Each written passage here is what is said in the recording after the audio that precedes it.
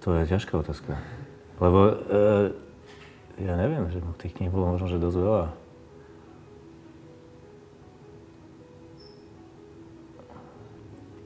Tak knižnice môj život plnili už dosť skoro, v skorom období, pretože ja už ako malý som sa nechal uniesť knihami a začalo to tak vo veľkom, možno, že tými Verneovkami a tie som si chodil vo veľkých množstvách požičiavať do knižnice.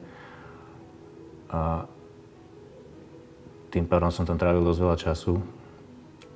A ako prichádzali tie obdobia, ako som sa vyvíjal, tak sa menilo to spektrum tých kníh.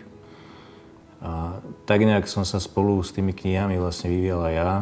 A ako prichádzali iné obdobia, tak sa menili tie žánre. A ak by som mal povedať, že ktorá kniha z tých všetkých ovplyvnila najviac môj život, tak je to veľmi ťažké, pretože ja si myslím, že v každom období to boli iné knihy a vlastne spolu s tými knihami som sa formoval aj ja. Potom to boli také tie iné knihy, ako boli Bytnici a všetko to, čím si človek prejde v tom období trápenia a tak ďalej. Takže keby som mal povedať na to, že či nejaká kniha konkrétna ovplyvnila môj život, tak to boli asi všetky knihy v tom období danom. Čím som bol starší, tým sa tie knihy menili a všetky mali nejaký vplyv na to, ako sa utváral môj svetonázor a vnímanie všetkého.